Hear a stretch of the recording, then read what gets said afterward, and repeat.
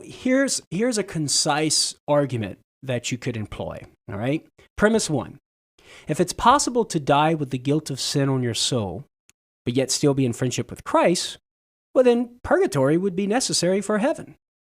The premise two, the Bible teaches that it's possible to die with the guilt of sin on your soul, but yet still be in friendship with Christ. Conclusion, therefore, purgatory is necessary for heaven. And so concerning premise one, the biblical, in order to make good on that premise, to make good on that claim that it's possible to die with the guilt of sin on your, if it's possible to die with the guilt of sin on your soul, but yet still be in friendship with Christ, well then purgatory would be necessary. We look to Revelation 21:27, for example, where the Bible says nothing unclean shall enter into heaven. Now, within its literal historical context, it's talking about ritual uncleanness, but we could extend that to moral uncleanness as well. If you commit a sin that is not unto death, to use the language of St. John in 1 John chapter 5, verses 16 through 17, a sin that does not destroy God's life in the soul, hence not unto death, we call that a venial sin, well, you would be guilty of sin. There would be some sort of defilement on your soul. But according to the Bible, that's not going to be able to enter into the kingdom of heaven because heaven's nothing but purity, right? We can't have any defilement in heaven.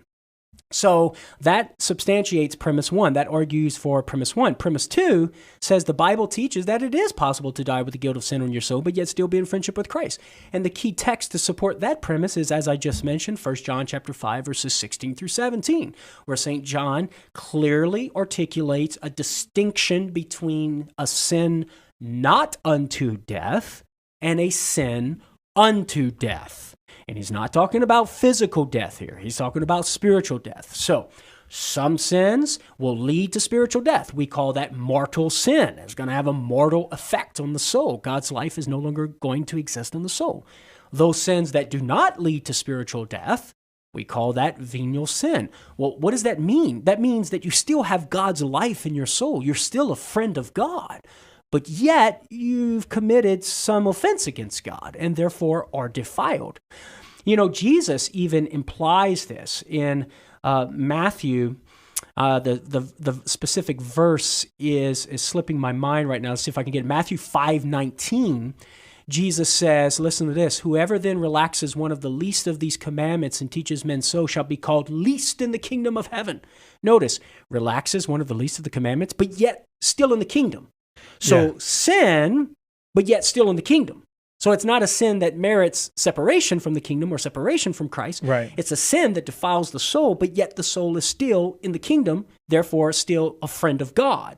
So there we have biblical evidence that it's possible for somebody to be guilty of sin, but yet still be a friend of Jesus.